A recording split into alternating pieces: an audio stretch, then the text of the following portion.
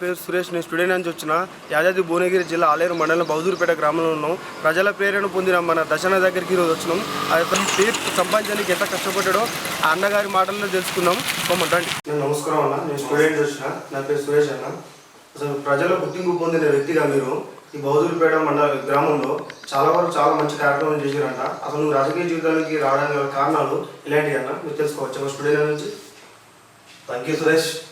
అంటే నాలాంటి ఒక సామాన్య కార్యకర్తను, అంటే గ్రామ స్థాయి మండల స్థాయి లీడర్ను బాహ్య ప్రపంచానికి తెలిపేందుకు, అంటే వీళ్ళకు ఉన్న మనలో ఉన్న ప్రతిభను వెలికి తీసేందుకు మనలాంటి నాయకుల విద్యలు తీసుకుంటున్నందుకు మొదటగా స్టూడెంట్ అయిన మిత్రులందరికీ నమస్కారం తెలియజేస్తూ, ఇలాంటి కార్యక్రమాలు చేయడం చాలా అభినందనీయం, హర్షణీయం. ఎందుకంటే ఏ రాజకీయ పార్టీకి అయినా లీడర్కి అయినా ఒక లీడర్ ఎస్టాబ్లిష్ కావాలంటే గ్రామ స్థాయిలో ఉన్న నాయకులే పటిష్టం కావాలి. వాస్తవంగా ఎప్పుడైనా ఒక స్థాయికి వచ్చిన నాయకుల చుట్టే టీవీలు సోషల్ మీడియా తిరుగుతుంది, కానీ నిజంగా నిస్వార్థంగా పనిచేసే నాలాంటి నాయకులకు ఎప్పుడు తెరమీకి ఎవరు రావడం లేదు వాస్తవంగా. కానీ ఇలాంటి కార్యక్రమం తీసుకోవడం అభినందనీయం. మరోసారి స్టూడియోకు ప్రత్యేక అభినందన తెలియజేస్తాం. అంటే మీ విద్యాభ్యాసం ఎక్కడ జరిగిందన్న? సురేష్, ఇప్పుడు అంటే మేము విద్యాభ్యాసం అంటే పెద్దగా మేము ఉన్నత చదువుకోలేదు. వాస్తవం ఏంటంటే ఇప్పుడు మేము ఒక బలహీన వర్గానికి చెందిన కుటుంబం నుంచి వచ్చాము. మాకు ఆస్తిపాస్తులు అంటే ఏం లేవు. మేము ఇక చిన్నప్పటి నుంచి అంతా ప్రభుత్వ పాఠశాలలు, ప్రభుత్వ కళాశాలనే మేము విద్యాభ్యాసించడం జరిగింది. నేను ఇంటర్మీడియట్ వరకు చదివిన. అప్పటికి మనం కుటుంబాలు వెళ్ళి అంత ఆర్థిక స్తోమతలో ఉన్న కుటుంబం కాబట్టి ఇక ఇంటర్మీడియట్ వరకు మనము కంప్లీట్ చేసినాం. ఆ తర్వాత ఇక మనం వృత్తిరీత్యా మా కులవృత్తి తెచ్చుకొని పనిచేయడం జరిగింది. నా ఇంటర్మీడియట్ తర్వాత మీరు హైదరాబాద్లో అక్కడ న్యూస్ పేపర్ అంటే ప్రెస్గా చేశారంట. ఆ రోజులు ఎలా ఉన్నాయన్నా? అంటే వాస్తవంగా సురేష్, ఇప్పుడు ఇంటర్మీడియట్ చదువుతున్న క్రమంలో నేను అంటే 10th నేను విద్యను అభ్యసించి నేను ఇక వృత్తిరీత్యా కుటుంబ పోషణ కోసం నేను ఇక హైదరాబాద్కి వెళ్ళాల్సి వచ్చింది. హైదరాబాద్కి వెళ్ళి మా వృత్తిరీత్యా మేము నాయ బ్రాహ్మణ్స్, ఒక మంగళి కుటుంబం మాది.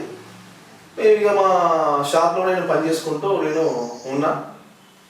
ఆ తర్వాత ఒక 10 years 8 years తర్వాత మళ్ళీ నేను హైదరాబాద్ నుంచి ఊళ్ళోకి వచ్చిన తర్వాత ఇంటర్మీడియట్ చేసుకుంటూనే అప్పుడు ఇక్కడ రాజకీయంలోకి అప్పుడు సర్పంచ్ ఎలక్షన్లు వచ్చినాయి. ఇక సర్పంచ్ ఎలక్షన్ నేను హైదరాబాద్ నుంచి ఊరికి వచ్చిన ఒక 1.5 yearలో ఎలక్షన్లు వచ్చినాయి, సర్పంచ్ ఎలక్షన్లు వచ్చినాయి. అంతమంది రాజకీయ కుటుంబం కాదు మాది, ఏం లేదు. అసలు మా నాన్నగారు మల్లయ్య అని అసలు ఇల్లు ఆయన పని తెలుసు నాకు, ఆయన మా నాన్నగారికి. అసలు రాజకీయాలు కానీ ఏది కానీ అసలు ఏది తెలియదు వాస్తవంగా మా నాన్న. ఇక మేము ఎందుకు మాకు అసలు చిన్నప్పటి నుంచి మాకు ఒక మనం ఎదుటి వారికి సాయం చేయాలి ఎప్పుడు ఉండేది. ఎప్పుడైనా మనకు ఏదో సాయం చేయాలి, ప్రజలకు మనం సాయం చేయాలనే ఒక కుతూహలం బాగా ఉండేది. ఆ కుతూహలం దాంతో మనం రాజకీయాల్లో వాస్తవంగా మాకు రాజకీయ గురువు అంటే వసుపతి శంకరయ్య గారు, మాజీ సర్పంచ్ ఇక్కడ మన బౌదూరుపేట గ్రామానికి. మేము చిన్నప్పటి నుంచి ఆయనతోనే ఉండేది. ఆయన ప్రధాన అనుచరునిగా నేను ఉండేది. అయితే నేను ఆయన క్రమంలో సెకండ్ సారి సర్పంచ్ ఎలక్షన్ వచ్చినప్పుడు నేను వార్డు మెంబర్గా పోటీ చేసిన. అంటే అనుకోకుండా నేను పోటీ చేసిన. అందులో ఏంటంటే నా మీద చాలా డబ్బులు బాగా వార్డు మెంబర్ గెలవాలని చెప్పేసి బాగా ప్రయత్నం చేసారు. నేను ఆ రోజు కూడా నేను ఎవరిని ఇంటికి ఖర్చు పెట్టకుండా భారీ రిజల్ట్ తోటి నేను వార్డు మెంబర్ గెలిచిన. అన్న ఇంకొకటి, అసలు ప్రజలు నీ సొంత రూపాయలు లేకుండా, అసలు పైసలే తెలియకుండా మహిళా సంఘాలు కావచ్చు, యూత్ కావచ్చు, వృద్ధులు కావచ్చు, చాలామంది నిన్ను సర్పంచ్గా నిలబెట్టాలని వాళ్ళంతా వాళ్ళు డిసైడ్ అయ్యి నిలబెట్టడానికి గల కారణాలు ఏంటి అన్న? అసలు ఖచ్చితంగా నువ్వు మీరే కావాలి మా గ్రామానికి. అంటే సురేష్, ఇప్పుడు ఏంటంటే ఇప్పుడు స్వార్థంగా ఆలోచించడానికి ప్రజాసేవ చేయాలనే ఆలోచన ఉండదు. అవును. ఎందుకంటే నేను ఒక సామాన్య మామూలు మధ్యతరగతి కుటుంబం నుంచి వచ్చాను కాబట్టి ఆ బాధలు ఆ సమస్యలు ఏంటి నాకు కళ్ళ దగ్గర చూసినాయి. అంటే ఆ సమస్యలు ఏంటి, ఆ పేదరికం అని చూసినాయి. మనము కూడా మన ఇటువంటి పేదవాళ్ళకు మనం ఏదైనా సాయం చేయాలని చెప్పేసి నేను ఎప్పుడు జనాలలో ఉండేటోని. నేను హైదరాబాద్ నుంచి వచ్చినప్పటి నుంచి ప్రతి నిత్యం జనాలు ఉంటుంది. అంటే జనాలకు ఏదో సేవ చేయాలి, ఏదో చేయాలని ఆలోచన ఉండేది. కానీ ఎప్పుడైనా ఈ జనాలకు వచ్చి నేను సేవ చేసి నేను రాజకీయ నాయకుడు కావాలి, నేను సర్పంచ్ కావాలి, వార్డు కావాలి చెప్పేసి నేను ఎప్పుడు కోరుకోలే అని అనుకోలేదు. నేను ప్రజలే ఊహించలేదు. ప్రజలే అప్పుడు వార్డు మెంబర్గా నిలబడి చెప్పారు. వాళ్ళే వాస్తవంగా నిన్న వాళ్ళని ఎంపీ కూడా తీసుకోకుండా నిస్వార్థంగా వాళ్ళు ఓటు వేసారు. డబ్బులు ఒక్కొక్కరు అప్పుడు నేను వార్డు మెంబర్ చేసేటప్పుడు నా ప్రత్యర్థులు నాకు వాళ్ళు ఒక్కొక్క ఓటుకు అప్పుడు 500, 600 ఇచ్చిన సందర్భం ఉంది. అప్పుడు వార్డు మెంబర్ అప్పుడు ఆయన వాళ్ళకి ఓటు వేయలేదు కదా. సామాజిక వర్గానికి మేము మా ఇల్లు ఒకటే కుటుంబం, నా నాయ బ్రాహ్మణ కుటుంబం ఆయన 2 ఉండేవి, మా అన్న వాళ్ళు మాది. వాళ్ళ కమిటీ పరంగా వాళ్ళే ఎక్కువ ఓట్లు, వాళ్ళే అన్ని వాళ్ళ పాపులేషన్ ఎక్కువ వాళ్ళదే. అయినప్పటికీ వాళ్ళని కానకుండా మనకు అప్పుడు వార్డు మెంబర్ గెలిపించారు, వాళ్ళని తీసుకోవడం గెలిపించారు. అందుకోసమే జనము మనల్ని ఆదరించి ఎలాంటి వాళ్ళు డబ్బులు తీసుకోకుండా ఏం తీసుకోకుండా నిస్వార్థంగా మనకు ఓటేసి కాబట్టి ప్రతినిత్యం మనం కూడా వాళ్ళకి సేవ చేయాలి అనే కాన్సెప్ట్ తోటి మనం ముందు కూడా జరిగింది. ఓకే అన్న, అసలు రాజకీయం అంటే మీకు ఇష్టం లేదు, కానీ ప్రజాసేవ అంటే మీకు ఎంతో ఇష్టం. అట్లా మీకు తెలియకుండా వార్డు మెంబర్ అయ్యారు అది మెజార్టీ తోటి. ఆ తర్వాత సర్పంచ్గా ప్రజలు మిమ్మల్ని తీసుకొచ్చి నిలబెట్టి ₹1 లేకుండా వాళ్ళ సొంత ఖర్చుతో మీరు సర్పంచ్గా ఎన్నుకున్నారు. అది కూడా మీరు భారీ మెజార్టీతో గెలిచారట. ఆ టైంలో మీకు మీ అపోనెంట్ వల్ల కానీ లేదా మీ ఎన్నుకుని కొంతమంది వృధాలు చేస్తుంటారు కదా, వాళ్ళపైన మీరు విమర్శలు చేశారా, వాళ్ళు మీ పైన విమర్శలు చేశారా? వెంకటేశ్వరేష్ ఇప్పుడు వాస్తవంగానే సర్పంచ్గా కాంటెస్ట్ చేయాలని చెప్పేసి నేను అనుకోలేదు. కాకపోతే ఏంటంటే నేను సర్పంచ్గా నేను రాజకీయ ప్రస్థానం మొదలుపెట్టే కంటే ముందు నేను ఒక మీడియాలోనే పనిచేసాను. ఒక 10 years నేను పనిచేసాను. ప్రజాశక్తి అని చెప్పేసి నేను మొట్టమొదటిగా నేను పనిచేసిన. అటు నుంచి సాక్షి ఆలేరు నియోజకవర్గ ఇన్ఛార్జ్గా నేను పనిచేసాను.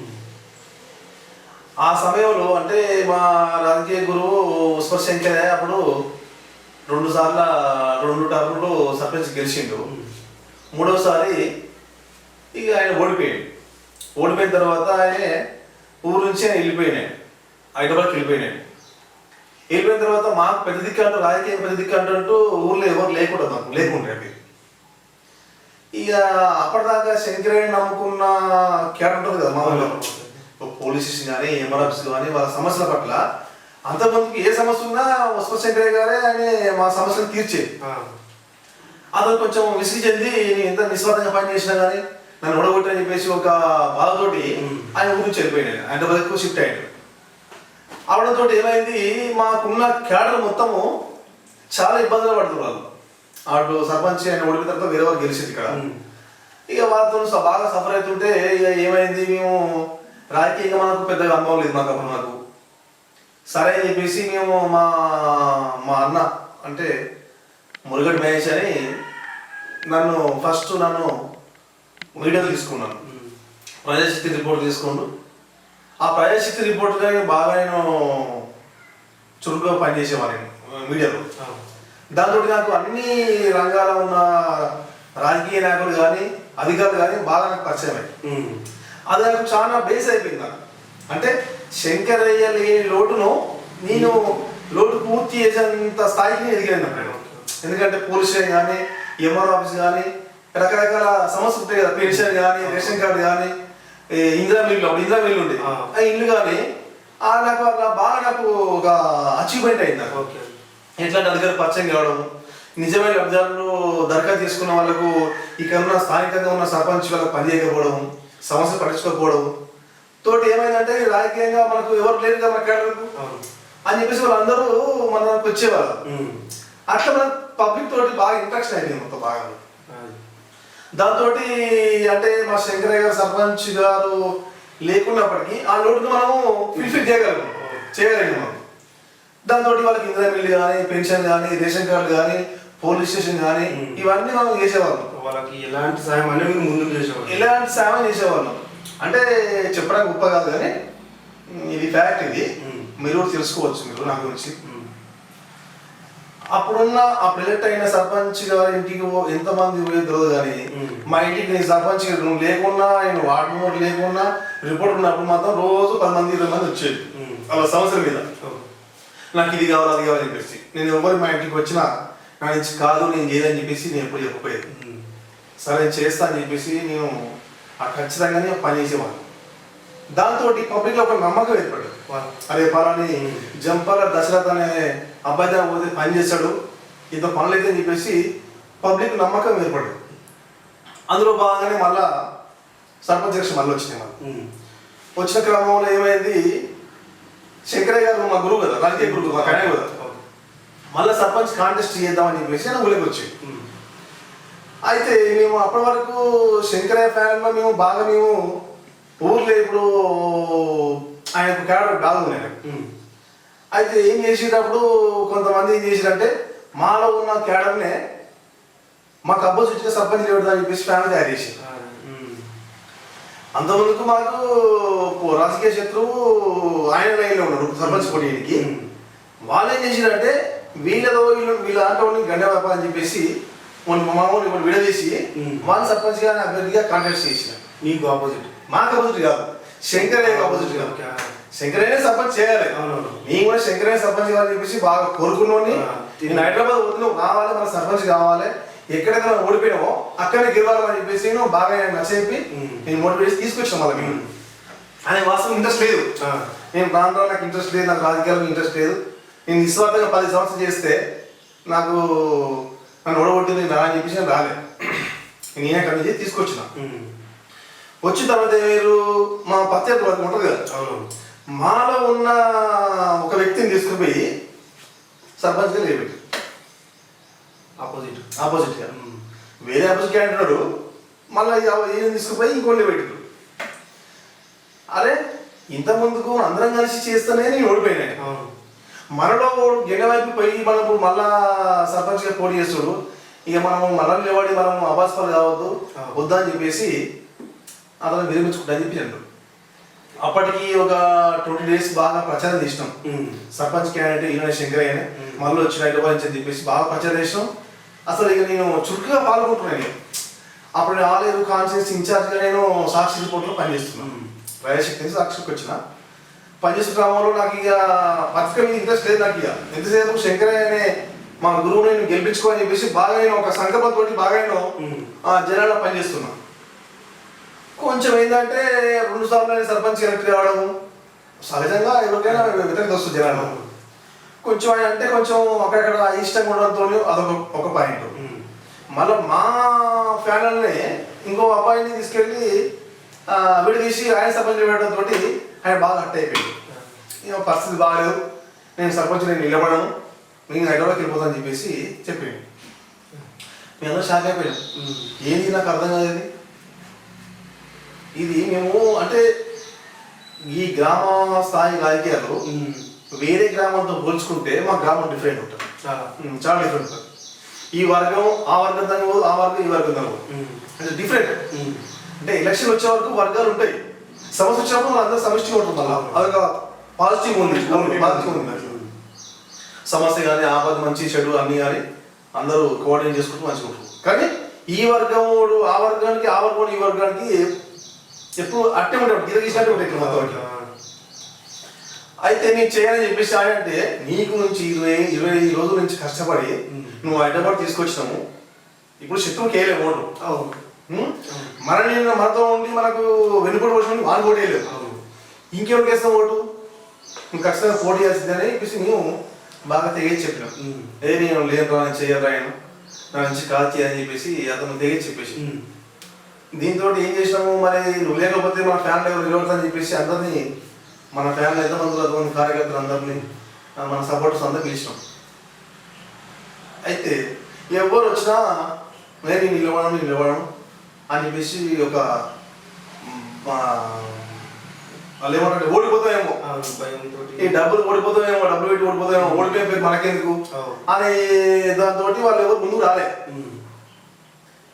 మరి లాస్ట్కి ఏం చేసిన నేను ధైర్యం చేసిన వేరే వాళ్ళకి ఓడేయలేము, మా ఓట్లు మేమే వేసుకుంటాం, ఎవరికి వేయము మేము, మా ఓట్లు మేమే వేసుకుంటాం అని చెప్పేసి శంకరయ్య గారు మరి నిలబడతాం నేనే నిలబడతాం మరి అంటే నువ్వు నిలబడదు వాస్తవం కానీ నువ్వు ఓడిపోతావు అని అన్నాను.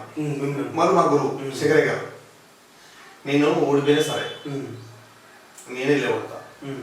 ఎందుకు వేరే వాళ్ళకి ఓటు వేయలేము, ఇంకో కింద పోయి పని చేయలేము, మన ఓట్లు మనమే వేసుకున్నాం, అది ఏమని కానీ అని చెప్పేసి అన్న వరకు నువ్వు ఓడిపోతావు అంటే నేను ఏమన్నా అని చెప్పేసి నేను ముందుకు వచ్చిన.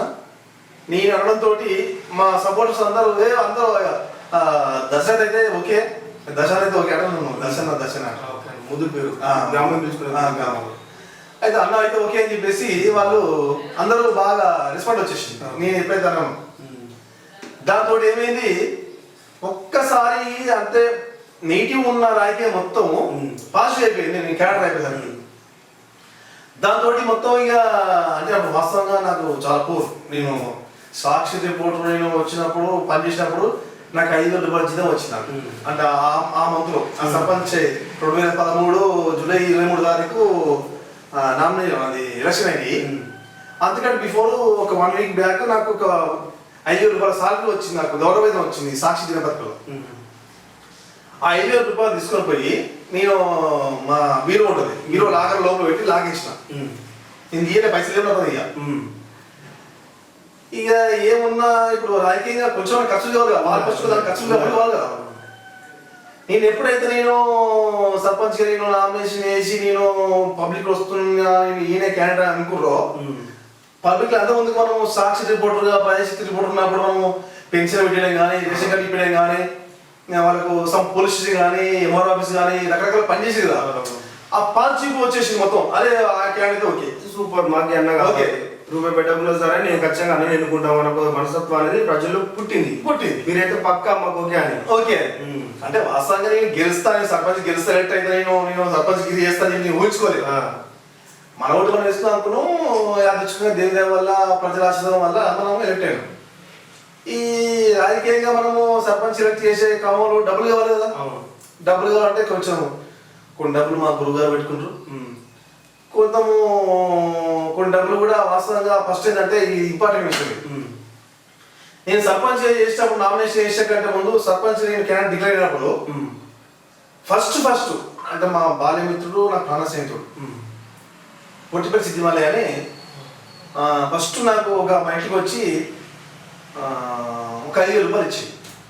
అయితే ఇప్పుడు సర్పంచ్ పోటీ చేయాలంటే కనీసం ఖర్చులు కావాలి కదా, వాల్ పోస్టర్స్ డోర్ పోస్టర్స్ కావాలి కదా.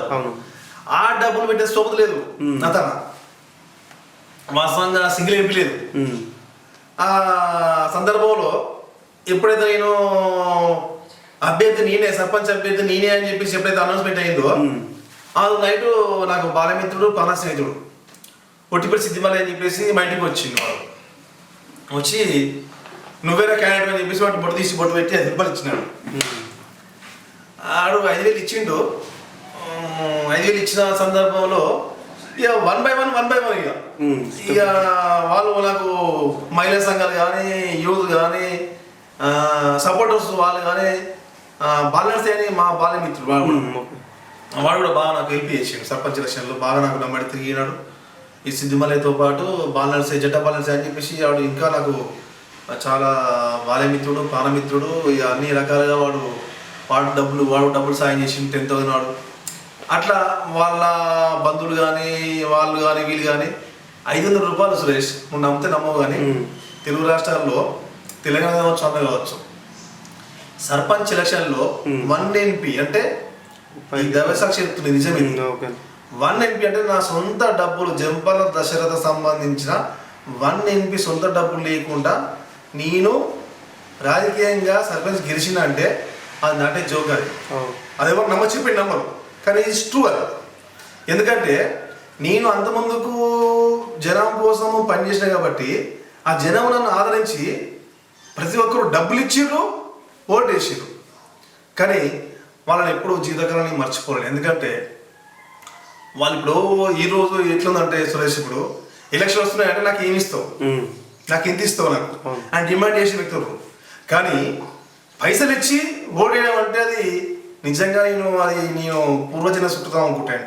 కానీ వాస్తవంగా బౌద్ధపడే జనాలను నాకు సపోర్ట్ చేసిన యువకులను కానీ మిత్రులను కానీ ఎప్పుడు నేను మర్చిపోను. ఈ రాజకీయ జీవితంలో కొంతమందికి మీరు ఉండి ఉంటారు కదా, అందులో కొంతమంది ఎవరికి రుణపడి ఉన్నారా ఇప్పుడు ప్రజెంట్గా? వాస్తవం చెప్పాలంటే నా దొడ్డులో ప్రాణంత వరకు నేను బౌద్ధ ప్రజలకు రుణపడి ఉంటాను. ఓకే. ఎందుకంటే నేను ఏ స్థాయిలో ఉన్నానో ఈ స్థాయి తీసుకొచ్చింది కాబట్టి నేను ఎప్పుడు మర్చిపోను. అందులో భాగంగా ఏంటంటే ఇంకోటి మా రాజకీయ గురువు గారైన ఉస్ప శంకరయ్య గారు కూడా నేను రుణపడి ఉంటాను వాస్తవం. అది ఇంకోటి ఏంటంటే నాకు దైవ సమానైన నాకు భిక్షమయ్య గారు మాజీ ఎమ్మెల్యే ఆలయం కూడా ఆరు కూడా నాకు దైవంతో సమానం. వీళ్ళకైతే నేను ఎప్పటికీ రుణపడి ఉంటాను. ఈ రాజకీయ గురువైన అన్నగారు పేరు సంభవించేది కదా, ఇంతకుముందు మీరు కొంచెం ఏదో ఆరోపణలు జరిగినట్టు మీ ఇద్దరి మధ్యలో, దీనివల్ల ఏమైనా కారణాలు ఉన్నారా, లేకపోతే అన్నకు మీకు ఏదైనా విభేదాలు జరిగినాయా? అంటే మా రాజకీయ గురువు అంటే ఇప్పుడు శంకరయ్య గారికి మాకు మనస్పర్ధ విషయం అంటే ఒక చిన్న విషయంలో మనస్పర్ధలు వచ్చినాయి. నేను ఇక అప్పటి నుంచి కొంచెం ఇక ఆయన కొంచెం నేను దూరం ఉన్నా. వచ్చిన మాట అయితే వాస్తవమే. ఆ తర్వాత ఇక ఆయనకు అంతకుముందు మేము ఒకటే పార్టీ ఉండేది. ఇప్పుడు ఆయన రాజకీయ పార్టీ వేరే పోయింది, నా రాజకీయ పార్టీ వేరే కాబట్టి ఇప్పుడు కొంచెం దూరం ఉంటున్నా. దూరం ఉన్నంత మాత్రాన నేను ఎప్పుడు ఆ కృతజ్ఞ భావంతో ఉంటాను ఎప్పుడు, ఎందుకంటే ఆ మర్చిపోలేను. అన్న మీ రాజకీయ ప్రస్థానం ఏ పార్టీ నుండి మొదలైందన్న? రాజకీయ ప్రస్థానం అంటే సురేష్ ఇప్పుడు ఫస్ట్ నేను వార్డు మెంబర్ కంటెస్ట్ చేసినప్పుడు టీడీపీ నుంచి కంటెస్ట్ చేసిన. సర్పంచ్గా పోటీ చేసినప్పుడు నేను ఇండిపెండెంట్ చేసిన. ఇండిపెండెంట్ ఏ పార్టీ సంబంధం లేకుండా ఇండిపెండెంట్ చేసిన. అంటే ఇండిపెండెంట్ ఇంత మెజారిటీతో గెలిచారు కదా, అసలు ప్రజలు మీరు ఏ పార్టీకి రావాలని కోరుకున్నారు, ఏ నాయకుడు రావాలని కోరుకున్నారు, ఎలాంటి పార్టీని ఎంచుకున్నారు మీరు? అంటే సురేష్ ఇప్పుడు నేను ఇండిపెండెంట్గా కాంటాక్ట్ చేసినాము, ఏ పార్టీ సంబంధం లేకుండా నేను మంచి మెజార్టీతో నన్ను ఆస్వాదించారు ప్రజలు. అప్పుడు సందర్భంలో ఏంటంటే అధికార పార్టీ అప్పుడు Congress party. Okay. Congress party ఆ టైంలో తెలంగాణ ఇచ్చింది కాంగ్రెస్ పార్టీ అని చెప్పేసి అప్పుడు మా గురుగారి సార్ తోటి నేను భిక్షమయ్య గౌడ్ మాజీ మన ఇప్పుడు ప్రస్తుత మాజీ ఎమ్మెల్యే అప్పుడు ఎమ్మెల్యే భిక్షమయ్య గౌడ్ సమక్షంలో కాంగ్రెస్ పార్టీలో చేరడం జరిగింది. కాంగ్రెస్ పార్టీ అన్న మీరు కాంగ్రెస్ పార్టీలో చేరిన తర్వాత అప్పుడు మీ పరిపాలన ఎలా ఉందన్న మన గ్రామంలో, బౌద్ధపేట గ్రామంలో? ఇప్పుడు సురేష్ ఇప్పుడు నేను కాంగ్రెస్ పార్టీలో చేరిన అంటే ఇప్పుడు మన లాస్ట్ మూమెంట్లో చేరాను. అంటే గవర్నమెంట్ సమయం అయిపోయే టైంకి నేను కాంగ్రెస్ పార్టీలో చేరాను. అయితే నేను కాంగ్రెస్ పార్టీలో చేరిన తర్వాత అదృష్టవశాత్తు భిక్షమయ్య గౌడ్ ఓడిపోయిండు, కాంగ్రెస్ పార్టీ అధికారం పోయింది, టీఆర్ఎస్ గవర్నమెంట్ వచ్చింది. వచ్చిన తర్వాత కూడా మేము వాస్తవంగా అంటే మామూలుగా రాజ్యసభ ఉంటారు కదా మా కాంగ్రెస్ పార్టీ, అక్కడక్కడ నుంచి మేము నిధులు తీసుకుందామని చెప్పేసి నిధులు వాళ్ళతో తీసుకొచ్చి మేము కొన్ని వర్కులు చేశాము. కాబట్టి అంటే ఇక్కడ ఉన్న లోకల్లో ఉన్న నాయకులు కొంతమంది మా మీద బ్యాడ్ చెప్పడము, ఎవరికి టీఆర్ఎస్ పార్టీ చెప్పడము, మాకు వచ్చే నిధులు రానియకుండా చేయడము, మాకు వచ్చే పనులు రాకుండా ఎప్పుడు మాకు స్థానిక ఎమ్మెల్యే గారు మాకు బాగా అడ్డంకి వేసేది. అయినప్పటికీ జనము నా ఎంబడు కాబట్టి జనముతో మమేకమయ్యి మేము కార్యక్రమంలో చురుగ్గా పాల్గొనేది.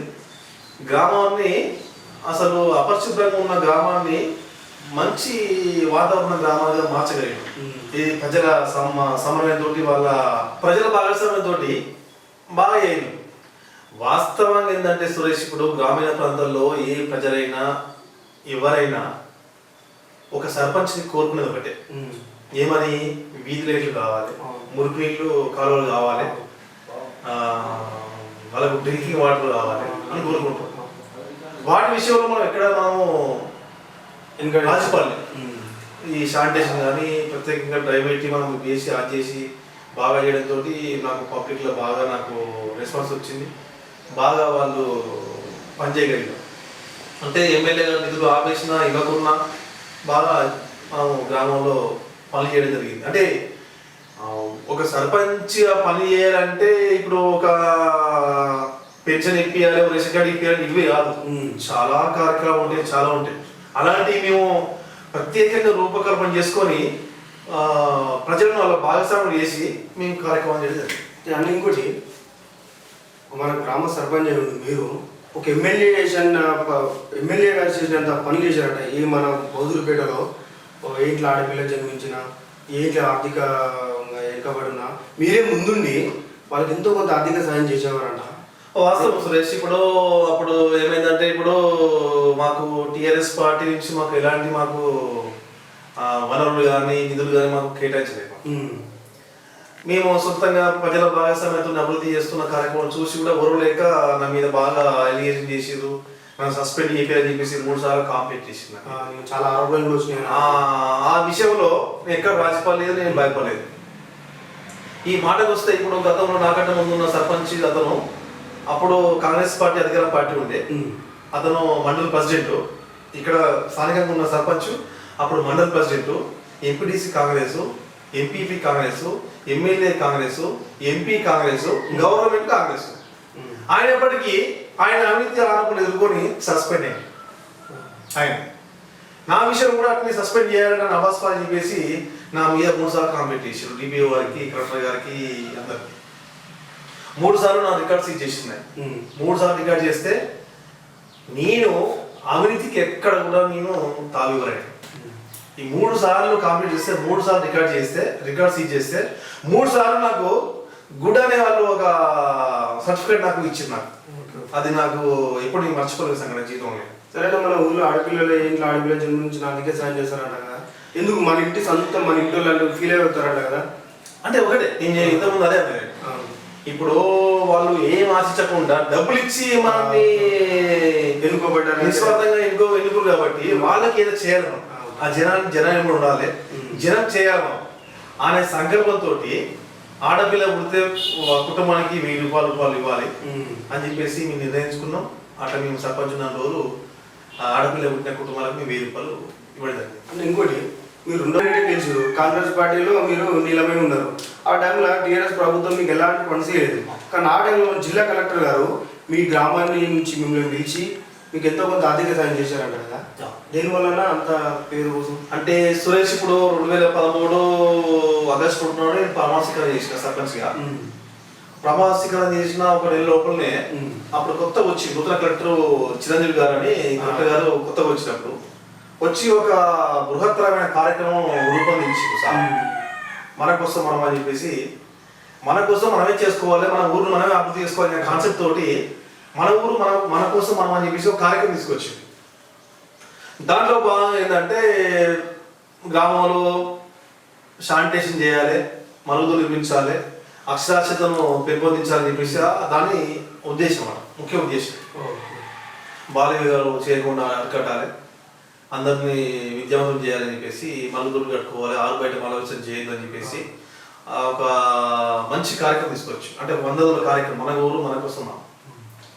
కలెక్టర్ గారు ఎప్పుడైతే ఆ కార్యక్రమాన్ని రూపొందించి ఆ సర్పంచులకు ఇది చేయాలని చెప్పేసి ఆదేశం ఇచ్చిరో, ఆ కార్యక్రమం రావడమే మొదలు ప్రజలు భాగస్వామ్యం చేసుకొని గ్రామ స్థాయి అధికారులు ఉంటారు కదా, అంగన్వాడీ టీచర్ కానీ, బీపీకే కానీ, వార్డు మెంబర్ కానీ, విఆర్ఏ కానీ, విఆర్ఓ కానీ, అంగన్వాడీ, ఐసీడీ, మన హెల్త్ ఏఎన్ఎం కానీ, వీళ్ళందరినీ మమ్మకం చేస్తూ ఈ కార్యక్రమం రూపొందించని చెప్పేసి కరెక్ట్ గారు ఉంటారు. దాంతో మేము చాలా వర్క్ చేసినాం. 100 రోజులు అంటే 100 రోజులు ఒక యజ్ఞంలా పనిచేసినాం. ప్రజలు వాళ్ళ మమేకమయ్యారు, గ్రామస్థాయి అధికారులు అందరితో మమేకమై మేము ఆ కార్యక్రమం చేసినాం. అప్పుడు ఉమ్మడి నల్గొండ జిల్లా మాది, ఇప్పుడంటే యాదాద్రి జిల్లా అయింది. 1152 గ్రామ పంచాయతీలలో మాది నెంబర్ 1 గ్రామ పంచాయతీ, ఉత్తమ గ్రామ పంచాయతీ అవార్డు తీసుకున్నాం. అంటే సార్ కలెక్టర్ గారు ఏదైతే ఏ కార్యక్రమం చేస్తే బాగుంటుందని చెప్పేసి ఆయన మంచి నిర్ణయం తీసుకోవో, ఆయన ఆశయాలకు తగ్గట్టుగా మేము ప్రజలను భాగస్వామ్యం చేసి మేము కార్యక్రమాన్ని 100% మేము ఇంప్లిమెంట్ చేసేసాం. దాంతో మాకు జిల్లాలో మాకు ఉత్తమ గ్రామ పంచాయతీ అవార్డు వచ్చింది. మాకు దాంతో మాకు మా ఊరికి 10 lakhs, అంటే అప్పుడున్న ఎమ్మెల్యే గారు, టీఆర్ఎస్ పార్టీ ఎమ్మెల్యే గారు ఎన్నికై కొద్ది రోజులు అవుతుంది, 1 లక్ష రూపాయలు కూడా మా అసెంబ్లీ నియోజకవర్గంలోని ఏ గ్రామానికి ఇంకా ఫండ్స్ రాలేదు. కాబట్టి అలాంటి సమయంలో మా పనితనాన్ని చూసి, మా వర్క్ను చూసి అఫిషియేట్ చేసిన జిల్లా కలెక్టర్ మన చిరంజీవి సారు 10 lakhs రూపీస్ అంటే ఎంపీ ల్యాండ్స్ కింద ఎమ్మెల్యే ల్యాండ్స్ కింద డబ్బులు ఉంటాయి కదా కొన్ని ఖర్చు పెట్టకుండా ఉంటాయి కదా ఆ డబ్బుల నుంచి ప్రత్యేకంగా మాకు 100% శానిటేషన్ చేసిర్రు వీళ్ళు 100% ఐహెచ్ఎల్ మా మందులు కట్టించని చెప్పేసి దాని కింద ఇయ్యాలని చెప్పేసి మమ్మల్ని అప్రిషియేట్ చేస్తూ ప్రశంస పత్రం ఇచ్చి 10 lakhs రూపీస్ మాకు గ్రాంట్ ఇచ్చినాం. ఓకేనా మన గ్రామం ఓకేనా ఇప్పుడు మొదటిగా మీరు టీడీపీలో ఉన్నారు, ఆ తర్వాత కాంగ్రెస్ లో నీలమై కాంగ్రెస్ లో చాలా సేవలు చేసింది సొంతంగా ఎలాంటి ఫండ్స్ రాకుండా. ఇప్పుడు ప్రజెంట్ మీరు బీజేపీ ఉన్నారని తెలిసింది, మళ్ళీ మీ కాంగ్రెస్ లో ఏమన్నా అవతోపాలు ఏమైనా జరిగాయా? అంటే సురేష్ ఇప్పుడు అవకతవకల విషయానికి వస్తే అవకతవకలని ఏం లేదు కానీ ఇప్పుడు నేను దైవంతో నమ్మిన భిక్షమయ్య గౌడ్ అనే మాజీ ఎమ్మెల్యే గారు కాంగ్రెస్ పార్టీలో ఉన్న రోజు కాంగ్రెస్ పార్టీ చురుగ్గా పనిచేసిన నేను నా వంతు పార్టీకి సేవలు అందించిన. ఆ తర్వాత భిక్షమయ్య గౌడ్ గారు అనివార్య కారణం వల్ల టీఆర్ఎస్ పార్టీలో పోయి నేను టీఆర్ఎస్ పార్టీని పోలేదు. నేను అంటే సారుకు ఇది ఏమి ఉన్నా కానీ టీఆర్ఎస్ పార్టీని పోలేదు, నాకు నచ్చదు. టీఆర్ఎస్ పార్టీ అంటే నాకు అసలు నచ్చదు. అయితే ఇప్పుడు నేను ఇక సార్ పోయినప్పటి నుంచి నేను కొంచెం పార్టీ దూరమైన కాంగ్రెస్ పార్టీ చెప్పాలి అంటే దూరం అవ్వని కారణాలు 2 ఉన్నాయి. ఒకటి సారు లేకపోవడం వల్ల ఒకటి నాకు లోటు అనిపించింది, ఇంకోటి ఏంటంటే నేను ఎప్పుడైనా ఈ షోకుట రాజకీయాలు చేయడం నాకు నచ్చదు. ఎంతసేపు ఉన్న ప్రజా సమస్యలను వెలికి తీసి జనాల్లో పోరాటం చేయాలని చెప్పేసి నా పంతన. అది ఇక్కడ స్థానికంగా లోకల్లో ఉన్న మండల స్థాయి నాయకులు కానీ వాళ్ళు కానీ ఎప్పుడు ప్రజా సమస్యల మీద దృష్టి పెట్టకపోయింది. వాళ్ళకి చెప్పకుండా చేస్తేనేమో మనం అని చెప్పి చేసిన చెప్పేసి ఒక అపవాదం వాళ్ళు బ్లేమ్ చేసేది, ఇట్లా అట్లా అని ఏదో కల్పితాలు కల్పించి అది రాంగ్ మెసేజ్ తెచ్చేది. చేయమంటేనేమో వాళ్ళు చేయకపోయారు, చేస్తే నా మీద అపాండలు వేసేది. ఇవన్నీ బాగాలేదని చెప్పేసి నేను ఇక ఆ పార్టీ నుంచి నాకు ఇక విసుగొచ్చి నేను పార్టీ కార్యక్రమంలో పాల్గొనలేదు, నేను పెద్దగా నేను పార్టిసిపేట్ చేయలేక ఆ క్రమంలోనే ఇక మా భిక్షమయ్య గౌడ్ గారు బీజేపీ పార్టీ లేదు. నాకు కూడా చిన్నప్పటి నుంచి నేను బీజేపీ ఆర్గనైజేషన్ అంటే నాకు బాగా ప్రేమ. నాకు చదువుకున్న రోజులు కూడా ఏపీ ఆర్గనైజేషన్లో నేను చుట్టూ పాల్గొన్నా కాబట్టి ఆ పార్టీ నాకు ఇష్టం. నాకు దేశభక్తి పార్టీ కాబట్టి ఈ దేశాన్ని ఈరోజు రక్షించే పార్టీ బీజేపీ పార్టీ కాబట్టి అన్నగారు అడిగింది తడుగుగా నేను పోయి అనే సమక్షంలో నేను ఢిల్లీలో తెలంగాణ పార్టీ వ్యవహారాల ఇన్ఛార్జ్ తరుణ్ ఆధ్వర్యంలో మేము బీజేపీ పార్టీలో చేరలేదు. ముందు బీజేపీ పార్టీ ఏ స్థాయిలో చూడాలనుకుంటున్నాం సురేష్? ముందు బీజేపీ పార్టీ తెలంగాణలో అధికారం రావడం ఖాయం, ఈ అవినీతి పాలన అంతరించడం ఖాయం. మన గ్రామంలో బౌద్ధుపేట గ్రామంలో ఏ ఆపద వచ్చినా ఏ కష్టం వచ్చినా అన్నాని తలుపు గడితే ఆంబులెన్స్ కంటే ముందు మీరు ఉంటారంట ఏ ఇంటి గడప దొక్కైనా.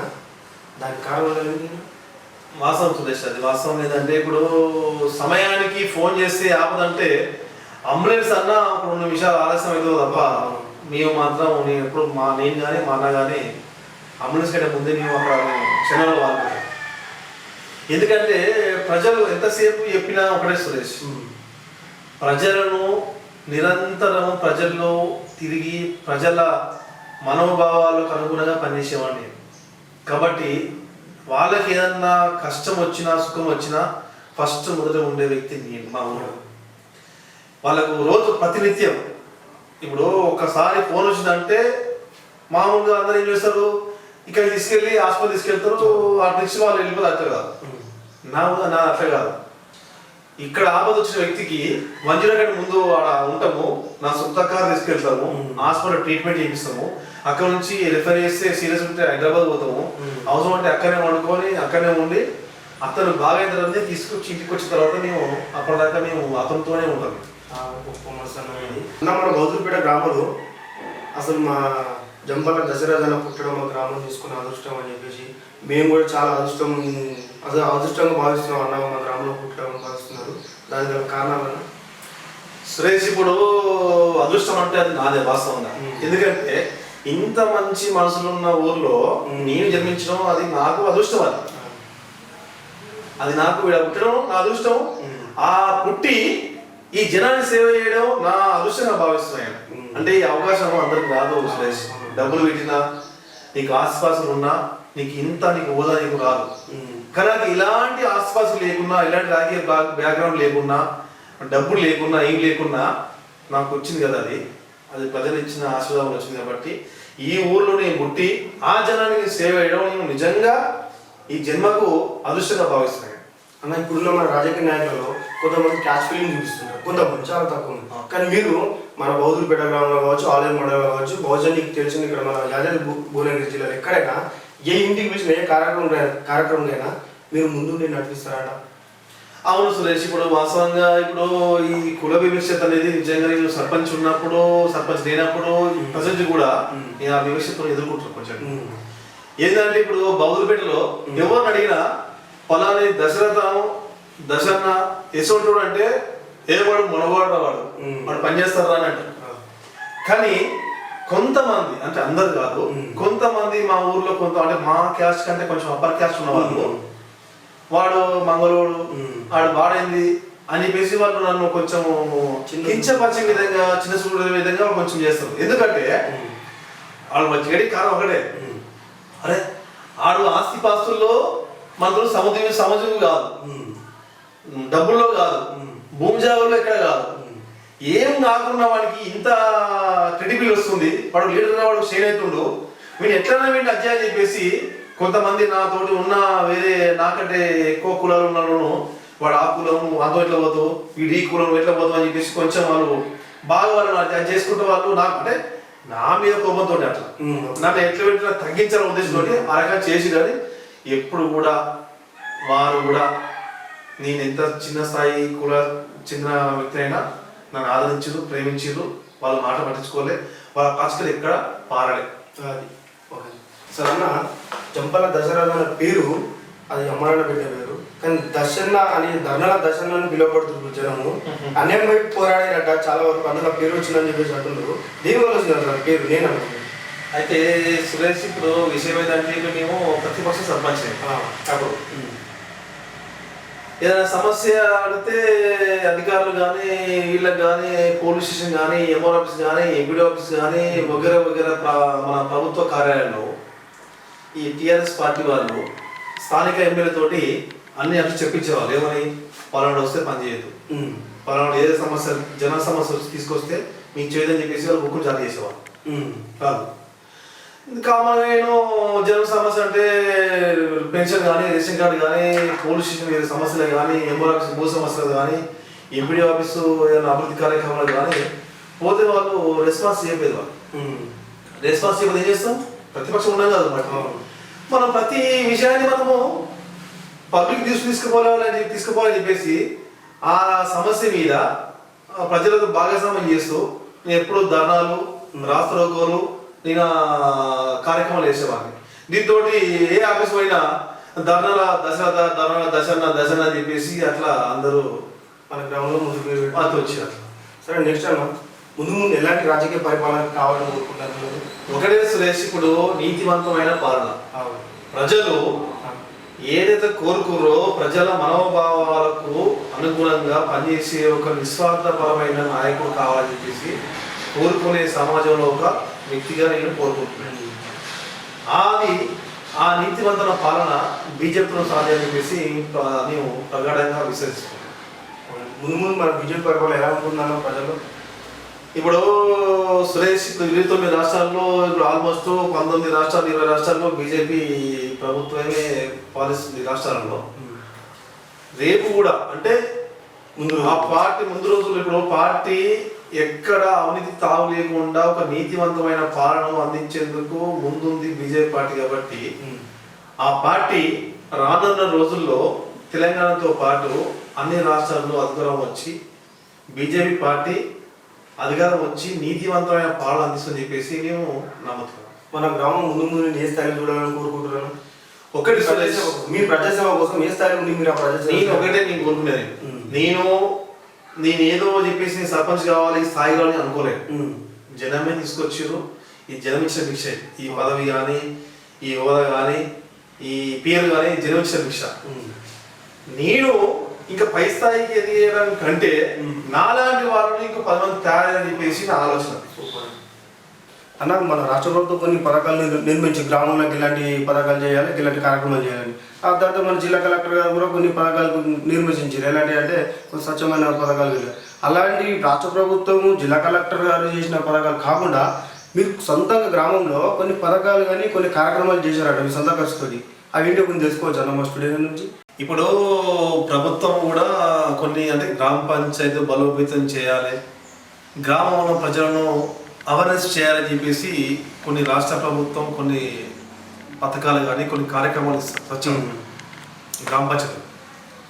అందులో భాగంగానే జిల్లా కలెక్టర్ గారు కూడా సొంతంగా కొన్ని ఆలోచనలు వాళ్ళకున్న ఆలోచనలు బట్టి కొన్ని కార్యక్రమాలు తీసుకొని ఇవన్నీ సర్పంచ్ ఆధ్వర్యంలో ఈ పనులు చేయాలని చెప్పేసి వాళ్ళు నిర్దేశిస్తారు. వాటితో పాటు అంటే రాష్ట్ర ప్రభుత్వం, కేంద్ర ప్రభుత్వం, జిల్లా యంత్రాంగం ఇచ్చే కార్యక్రమాలతో పాటు అవి చేసుకుంటుంటేనే అన్ని 100% చేసుకుంటుంటేనే మేము కొన్ని సొంతంగా కార్యక్రమాలు రూపొందించుకున్నాం. ఈరోజు మేము ఈ స్టూడియోని ఇంటర్వ్యూ ద్వారా చెప్తుంటే కొంతమందికి అంత వీళ్ళు అంతా ఏదో కావాలని చెప్తున్నారు, కానీ ఇది ట్రూ. ఇది మీరు ఎంక్వైరీ చేసినా అల్లే ఉంటారే. ఇప్పుడు తెలంగాణ రాష్ట్ర ప్రభుత్వము మేము సర్పంచ్ 2013 ఆగస్టు 2 నాడు ప్రమాణ స్వీకారం చేసిన తర్వాత మన ఊరు మన బడి కార్యక్రమం తీసుకున్నాం. అప్పటికి తెలంగాణ రాష్ట్ర ప్రభుత్వం ఏర్పడలేదు. ఈ సర్పంచ్ అయినప్పుడు ఆగస్టు 2, 2013 నాడు వరకు తెలంగాణ రాష్ట్రం ఏర్పడలేదు. కానీ మేము సర్పంచ్ ఎలక్ట్ అయినప్పటికి కొద్ది రోజుల తర్వాత మేము కొన్ని మంచి కార్యక్రమాలు తీసుకున్నాం. అంటే ప్రజలతో ఈ మమైక్యమై ప్రజలు భాగస్వామ్యం చేసి మన ఊరు మన బడి అంటే మన ఊర్లో ఉన్న చిన్న పిల్లలు కానీ స్కూలు అంటే బడి వయసు పిల్లలందరినీ ప్రైవేటు పాఠశాలకు పంపిస్తున్నారు అందరు. అంటే నేను అది గమనించి ఏం చేసామంటే ఇది బాగున్నది, మన ఊరు మన బడి అనే కార్యక్రమం మేమే రూపొందించుకొని స్వచ్ఛందంగా ఒక వాలంటీర్ని ఏర్పాటు చేసుకొని మన ఊరు పిల్లలందరినీ మన ప్రభుత్వ పాఠశాలను చేర్పించాలని చెప్పేసి ఆ పేరెంట్స్కు మోటివేట్ చేయించి అందరిని అట్లా చేయించి సొంతంగా మేము వాలంటీర్ పెట్టి మేము సాలరీ ఇచ్చినాం. నేను సర్పంచ్ ఉన్నట్టు ఆ రకంగా. ఇప్పుడు ఆ తర్వాత ఏమైంది, తెలంగాణ ప్రభుత్వం వచ్చిన తర్వాత మన ఊరు మన బడి కార్యక్రమం పెట్టినట్టు. ఇప్పుడు మీ స్టూడియోని ముందు పెడితే తెలంగాణ ప్రభుత్వం ప్రవేశపెట్టింది కాకు చెప్తున్నట్టు. తెలంగాణ ప్రభుత్వం రాకముందుకే, తెలంగాణ ప్రభుత్వం ఏర్పడక ముందుకే మన ఊరు మన బడి, మన ఊరు మన చెట్టు, తెలంగాణ హరితహారం కార్యక్రమం పెట్టారు. తెలంగాణ మన ఊరు మన బడి మన ఇల్లు మన చెట్టు అనే కార్యక్రమం రూపొందించినవి. అట్లా తెలంగాణ రాష్ట్ర ప్రభుత్వం వచ్చిన తర్వాత తెలంగాణకు హరితహారం కార్యక్రమం ద్వారా చెట్లు ఎత్తినాటించారు. ఆ కార్యక్రమం తీసుకో ముందుకే మేము మన ఊరు మన బడితో పాటు మన ఇల్లు మన చెట్టు అని చెప్పేసి మేము చెట్లు పెంపకం చేసినాం. మేము చెట్లను పెంపొందించాలి చెట్లను అని చెప్పేసి మేము ఆ కార్యక్రమం తీసుకున్నాం. ఇంకోటి మన ఊరు మన చెరువు, అది కూడా మీరే ఇప్పుడు మిషన్ కాకతీయ అని చెప్పేసి కార్యక్రమం తీసుకున్నాం. మిషన్ కాకతీయ రాకముందుకే మన ఊరు మన చెరువు అనే కార్యక్రమం తీసుకొని చెరువును మొత్తం కంప చెట్లు తొలగించడం అవన్నీ చేయడం మేము ఆ కార్యక్రమం తీసుకోవడం, మండల స్థాయి నాయకులను మండల స్థాయి అధికారులను ఇన్వాల్వ్మెంట్ చేయడం ఈ కార్యక్రమంలో ఇవన్నీ చేస్తూ మేము అన్ని కార్యక్రమాలు చేసినాం. ఇవన్నీ ఇప్పుడు చెప్తే అబద్ధాలు కాదు, ఇవన్నీ అన్నిటికీ ప్రూఫ్ ఉన్నాయి. అప్పుడు ఉన్న మీడియాలో వచ్చిన వార్తా కథలు కానీ అవన్నీ కానీ ఉన్నాయి. అందులో బాగా ఏంటంటే మద్యపాన నిషేధం. ఆలేరు మండలంలో ఫస్ట్ ఆఫ్ ఆల్ మద్యపాన నిషేధం చేసిన గ్రామము బౌద్ధపేట గ్రామం. పోలీసు వారిని, ప్రొబేషనరీ ఎక్సైజ్ శాఖ వారిని అందరూ ఇన్వాల్వ్మెంట్ చేసి మా ఊర్లో మద్యపాన నిషేధం చేసింది ఫస్ట్ మా గ్రామం. మద్యపాన నిషేధం, గుట్కా, ప్లాస్టిక్ నిషేధం చేసిన గ్రామం మాది. ఇలా అన్ని కార్యక్రమాలు మేము స్వతహాగా రూపొందించుకొని గ్రామంలో ఉన్న కొన్ని చెట్లను కొంతమంది వ్యాపారస్తులు నరికేస్తుంటారు, కొనుక్కుంటుంటారు.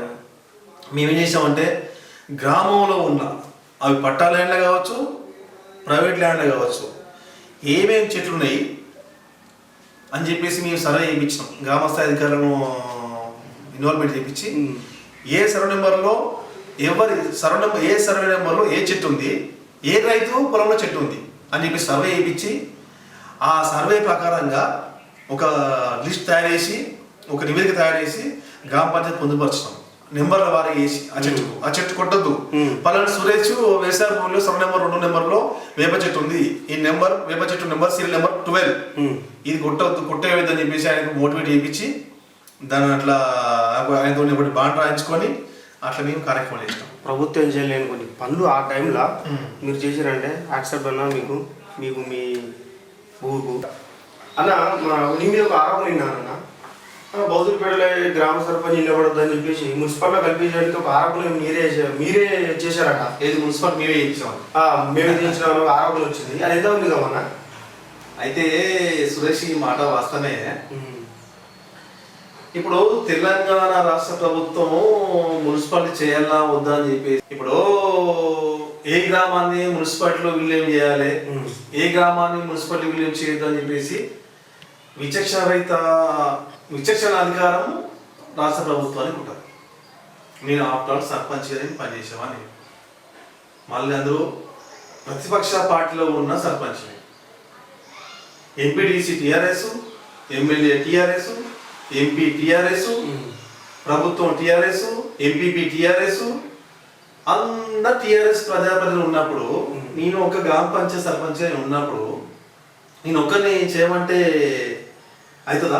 సాధ్యం కాదు. ఖాళీ కేవలం పెన్షన్ పెట్టాలంటేనే అతను వస్తే పెన్షన్ పెట్టొద్దు అని చెప్పేసి నన్ను ఆపేటోళ్ళు మున్సిపాలిటీలో ఈ గ్రామాన్ని విలీనం చేయాలని చెప్పేస్తే చేస్తారా సురేష్? చేయలేదు. ఇంతవరకు సమావేశం అది కొంతమంది వ్యక్తిగత ఏంటంటే ఇప్పుడు నాతోటి రాజకీయంగా ఎదుర్కోలేక నన్ను అవాసు పాలు చేయాలని చెప్పేసి మళ్ళీ గ్రామ పంచాయతీ అవుతుంది నేనే సర్పంచ్గా పోటీ చేయాలని చెప్పేసి కొంతమంది దురుద్దేశపూర్వకంగా నన్ను రాజకీయంగా డిమోరల్ చేయడానికి మున్సిపాలిటీని చేసింది ఇతనే అని చెప్పేసి వాళ్ళు నా మీద బాగా రాంగ్గా పబ్లిసిటీ చేసారు.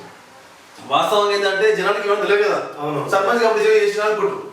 కానీ నేను చెప్పినప్పుడు కూడా చెప్పిన, అరే ఇప్పుడు మన గ్రామంలో మనకు గడిమైసమ్మ ఉంటుంది, మనకు మా గ్రామ దేవత లేదు, ఆ ప్రమాదం ఇద్దాం రారా మీరు నా మీద అపాయింట్ చేస్తూ ఎవరెవరు ఉండరో ఆ ప్రమాదం ఇద్దాము, మున్సిపాలిటీ నేను కలిపినా మీరు కలిపిన రారా అని చెప్పేసి అంటే ఎవరు రారు. అంటే ఇప్పుడు మున్సిపాలిటీలో తీర్మానం చెప్పేసి ఆన్లైన్ మున్సిపాలిటీలో బాధపడే వీళ్ళని చెప్పేసి గ్రామ పంచాయతీ తీర్మానం ఇచ్చిర్రు, మేము చూసాము అని చెప్పేసి ఒక పాపం ఈ విలేజ్ పీపుల్కు అందరికి కొంచెం నమ్మశక్యంగా లీడర్స్కి వీళ్ళకు కొంచెం అట్లా ఇట్లా చెప్పినామాట. నేను ఒకటే స్టూడియో ప్రశ్న చెప్పిన, ఈ రోజైనా ఆ రోజైనా ఈరోజు ఏది అయినా ఏ విషయం అయినా దాగదు. రైట్ టు ఇన్ఫర్మేషన్ కింద బౌద్ధపేట గ్రామ పంచాయతీ నుంచి మేమేమన్నా తీర్మానం ఇచ్చినా ఏది ఇచ్చినా జిల్లా కలెక్టర్ గారికో ఎంపీడీఓ గారికో మీరు ఆర్టీఐకి దరఖాస్తు చేస్తే నేను తీర్మానం ఇచ్చినా ఏ లేదా తెలిసిపోతుంది. అది నేను ఆపేది ఆగదు కదా, గవర్నమెంటే మీదే, టీఆర్ఎస్ గవర్నమెంట్ మీరేనా, ఎంపీపీ మీరేనా, జెడ్పీటీసీ మీరేనా, ఎమ్మెల్యే మీరేనా, నేను చేసినప్పుడు నన్ను ఆధార్ తీసుకొని చూపించారు కదా, చూపించలేకపోయారు. కావాలి కేవలం ఒకటే, నన్ను రాజకీయంగా ఎదుర్కోలేక నాకుండే జనాన్ని నాతోటి ఉన్న జనాన్ని దూరం చేయడం కోసం మున్సిపాలిటీ ఏ వేసి చెప్పేసి వాళ్ళు ఒక అపవాదం చేసారు. నిజంగా మరి మీరు ప్రభుత్వం ఉన్నలేనా, మీరు ప్రభుత్వం ఉన్నలేనా, టీఆర్ఎస్ పార్టీ అధికారం ఉన్నలేనా, మరి నేను చేస్తే ఎందుకు నిర్వహించలేదు? నేను మీరు అందరూ చేయండి, నేను చేస్తే అవుతుందా? ఆ తర్వాత ఒక మున్సిపాలిటీ అయిన తర్వాత స్థానిక ఎమ్మెల్యే గారే బౌద్ధపేటలో అన్ని రంగాలు అభివృద్ధి అని చెప్పేసి నేనే మున్సిపాలిటీ చేశాను చెప్పేసి తానే ఒప్పుకోరు ఎమ్మెల్యే గారు. అప్పుడు జనానికి అర్థమైన విషయం అంతా. అయితే గతంలో ఇప్పుడు కొన్ని మండలాలను చేసింది ఏది ఈ ప్రభుత్వం, మండలం చేసే టైంలో ఏమైందంటే ఈ గ్రామ పంచాయతీ నుంచి మీరు విల్లింగ్ అంటే మీరు తీర్మానం ఇవ్వాలని చెప్పేసి ఒక ఆప్షన్ ఉండే చట్టంలో. దాంతో సమస్య ఉత్పన్నమైంది, గవర్నమెంట్ తలనొప్పిగా మారింది. సర్పంచులు మీ ఆ మండలం చేరము మేము ఈ మండలం చేరమని చెప్పేసి కొంచెం ఈ ప్రతిభాలు ఇవ్వకుండా తీర్మానం ఇవ్వకుండా వాళ్ళు కొంచెం అడ్డుపడు మండలాల ఏర్పాటు విషయం. అదే విషయము మళ్ళీ ఉత్పన్నం కావద్దని చెప్పేసి మండలాల ఏర్పడిన తర్వాతనే కొత్త మున్సిపాలిటీలో చట్టం తెచ్చారు గవర్నమెంట్. చట్టం తెచ్చి ఏం చేసిందంటే ఏ సర్పంచ్ తీర్మానంతో అవసరం లేదు, ఏ జనాభిప్రాయంతో అవసరం లేకుండా చట్టం రూపొందించి వాళ్ళ ఇష్టారీతిలో ఏ గ్రామ పంచాయతీ మీరు చేయాలంటే ఆ గ్రామ మీరు చేయాలని చెప్పేసి కోర్టుకు పోయే అవకాశం లేకుండా కూడా ప్రత్యేకంగా చట్టం చేసి ఆ చట్టం చేసిన దాన్ని నేను ఒక కప్పు అంటే కలుపుతారు వద్దంటే ఊరుకుంటారా?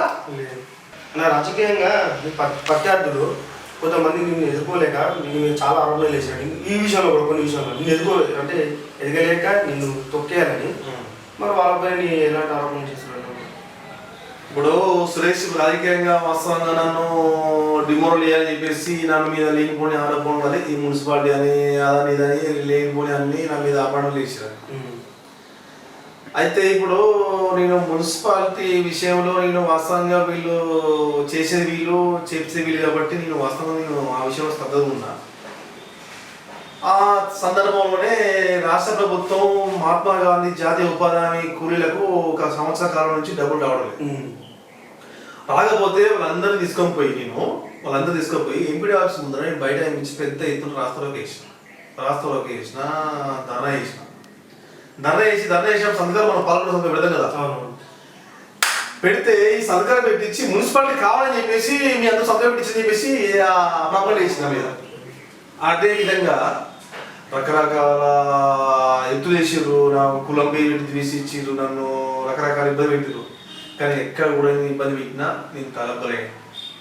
నా వెనకాల జనవరు నా బలమైన జనం అని చెప్పేసి జనముతోటి జనంలో మమేకమై నేను ముందు పోయా. కానీ ఎన్ని ఆరోపణలు చేసిన వాళ్ళకి తిప్పికొట్టినా ఏ ఆరోపణల వాళ్ళు నాతో నిగ్గలేదు. నేను ఎక్కడ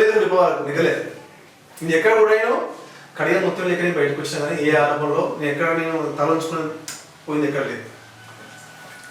చివరికి ఒక ప్రశ్న, మన ఆలేరు మండల ప్రజలకు, మన బౌద్ధపేట గ్రామ ప్రజలకు మా స్టూడెంట్ తరఫున ఏం మెసేజ్ ఇవ్వాలనుకుంటున్నాను? ఒకటే సురేష్, నేను అంటే ఇంతకుముందు చెప్తున్నా అంటే మీ స్టూడియో ద్వారా ప్రత్యేకంగా చెప్పాల్సింది ఏంటంటే ప్రజలు ఒక ప్రజాప్రతినిధి నుంచి డబ్బులు ఇవ్వాలని కోరుకో, సేవ కావాలి, పని కావాలి. ఆ ప్రజలు ఏ నమ్మకంతో అయితే మనం నిలబెట్టిర్రో, ఏ నమ్మకంతో అయితే మనం గెలిపించారో ఆ నమ్మకాన్ని అమలు చేయకుండా ప్రజలకు నిరంతరం అందుబాటులో ఉండి పని చేయాలని చెప్పేసి నేను మీ స్టూడియోను టీవీ ద్వారా నేను తెలియజేస్తాను. అంటే మన బౌద్ధపేట గ్రామంలో ఇప్పుడున్న నాయకులతో పోల్చుకుంటే మీరు కానీ వాళ్ళ కానీ మీకు మధ్యలో తేడా ఉందా ఏమన్నా అభివృద్ధిలో, గ్రామ అభివృద్ధిలో? తేడా అంటే ఒకటే సురేష్, ఇప్పుడు నేనేమో నాకు వేరే వ్యాపారాలు లేవు. తెల్లారు లేచి మొదలు పెడితే ఇప్పుడు నాయకుల కంటే ఇప్పుడు వారికి మాకు వ్యత్యాసం ఏంటంటే సురేష్, ఇప్పుడు నిరంతరము నేను జనాల్లో ఉండటం, జన సమస్యల పట్లనే స్పందించటం. పొద్దున లేచిన నుంచి మొదలు పెడితే రాత్రి పండుగ వరకు నేను జనం సమస్యలు జనము అని చెప్పేసి జనంలో తల్లో నాలుగులో తిరగడం నేను. వాళ్ళు ఏంటంటే ఎలక్షన్లు వచ్చినప్పుడే, అంటే ఎలక్షన్ రాకముందుకేమో వాళ్ళ వ్యాపారాలు వాళ్ళ వ్యాపకాలు అవి చేసుకుంటారు.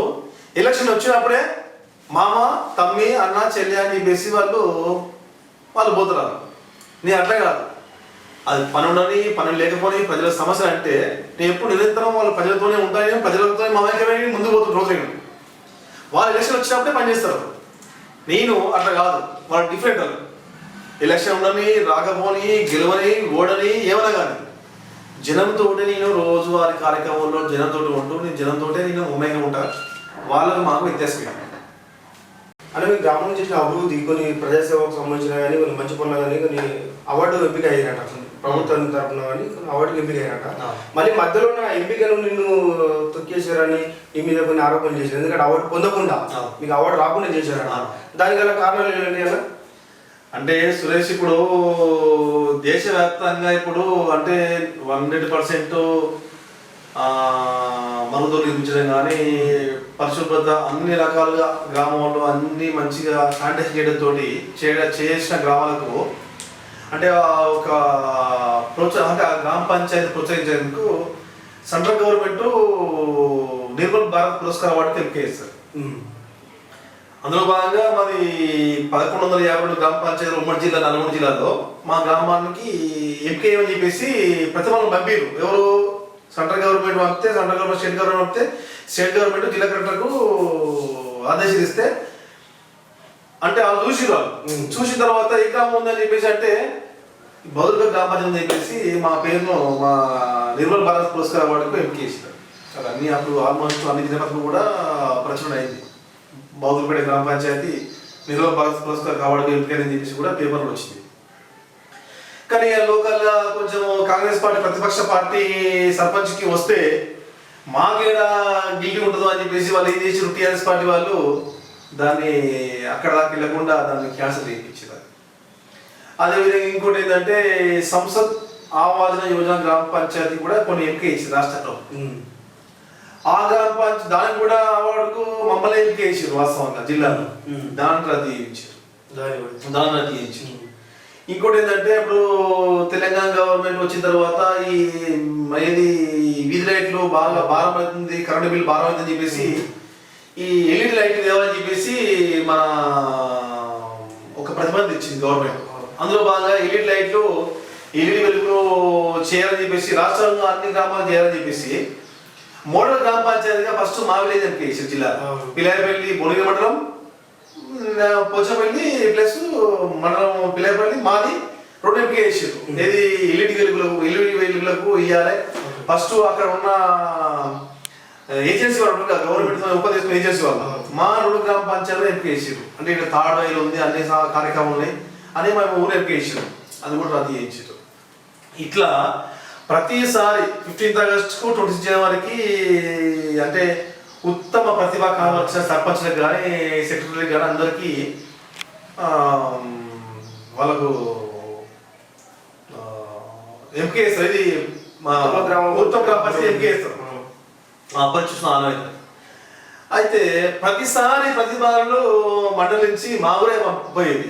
కానీ వీనికి ప్రతిపక్ష సర్పంచ్ కాంగ్రెస్ పార్టీకి ఉన్న సర్పంచ్కి బెస్ట్ అవార్డు వస్తే మా అందరూ మేము అంతా అదే పోతుందని చెప్పేసి వీళ్ళు ప్రతిభ పంపడం, వాళ్ళు కూడా రద్దు చేయడం, ప్రతిభ పంపడం, రద్దు చేయడం, ఇట్లా చాలా నాకు అవార్డు రాకుండా అన్ని చేసేది. కానీ ప్రజలకు సేవ చేయడానికి నాకు ఏం అడ్డంకి రాకుండా అయిపోయిన వాళ్ళు. నీ అడ్డంకి అయినా నేను అధిగమించినట్టు. చూసారుగా ఈరోజు మన బౌద్ధూరుపేట గ్రామంలో ఎన్నో ఒడిదాగులు, ఎన్నో ఓటములు, ఎన్నో విజయాలు పొంది ప్రజల ప్రేరణ పొందిన మన దశన్న ఈరోజు మన ముందుకు వచ్చారు. ఇలాంటి వ్యక్తి ముందు మన గ్రామానికి చాలా అవసరం. అలాగే మన గ్రామానికి అభివృద్ధి కోసం మన దశన్న ఎంతో ముందుకు రావాలని, మన గ్రామ స్థాయిలో కాకుండా మండల స్థాయిలో, అక్కడ మున్సిపల్ స్థాయిలో, జిల్లా స్థాయిలో అన్న ఎదగాలని మనస్ఫూర్తిగా మా స్టూడియో నుంచి కోరుకుంటున్నా. థ్యాంక్ యూ దశన్న. ఇలాంటి వ్యక్తిని కలవడం మాకు చాలా ఆనందం ఉంది. మా స్టూడియో నుంచి నీ ప్రజాసేవ ఇవి ప్రజలకు చాలా అవసరం ఉందని మనస్ఫూర్తిగా మా స్టూడియో నుంచి కోరుకుంటున్నాను. మీకు కూడా ప్రత్యేక ధన్యవాదాలు సురేష్. ఎందుకంటే అంటే నాలాంటి వాళ్ళు చాలా మంది ఉంటారు, అంటే వెలుగులోకి రావాలని చాలా మంది ఉంటారు. మీరు అలాంటి వాళ్ళని వెలుగు తీయడం కూడా మీకు స్టూడియో టీవీ ద్వారా మీకు ప్రత్యేక ధన్యవాదాలు తెలియజేస్తున్నా. థ్యాంక్ యూ వెరీ మచ్ అన్న. నీ విలువైన సమయాన్ని మా కోసం కేటాయించినందుకు థ్యాంక్ యూ వెరీ మచ్ అన్న. Thank you. Welcome brother. Thank you.